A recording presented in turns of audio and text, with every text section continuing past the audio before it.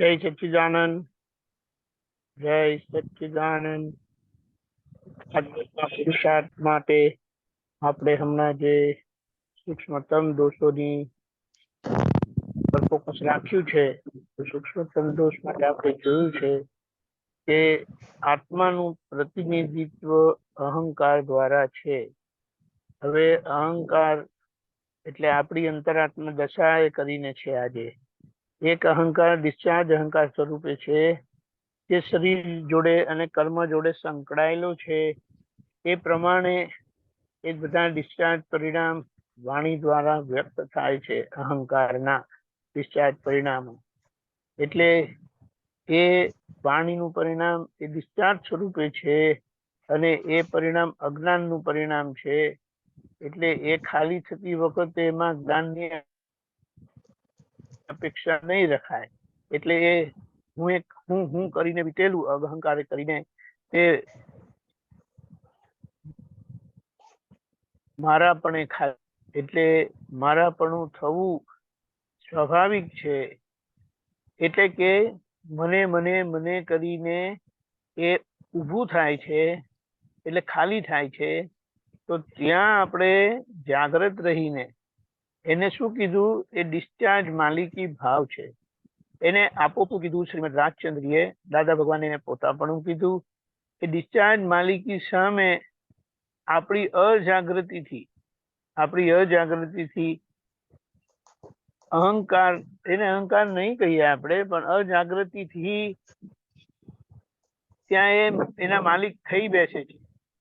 હવે પાછા થતા નથી, ખાલી ભાષે છે. એટલે એ ભોગવટાની અસર આવે છે, અને આપણને હાથમાં આપેલું પરમાનંદ સુખ આપણું જતું રહે છે. આપણે એક પ્રયોગ જે દાદાએ બતાવ્યો તે નોય મારું કરીને કીધું છે. આખા દિવસમાં મેં આમ કર્યું, મેં તેમ કર્યું, નોય મારું. અને એની આગળ જવું હોય તો મેં આમ કર્યું, મેં તેમ કર્યું, હું ઉઠ્યો, આ દીપક આનંદ ઉઠ્યા, દીપક આનંદ. આપણે કહીએ છીએ કે આ એટલે જાગૃતિ વાણીના ધોરણે પુરુષાર્થ આપણને જે બતાડ્યો છે, કીધો છે દાદાએ, કે આખું એ અંતરવાચાનો પુરુષાર્થ છે, જાગૃતિ પૂર્વકનો, જ્યાં જ્ઞાન દ્રષ્ટિ વપરાય છે.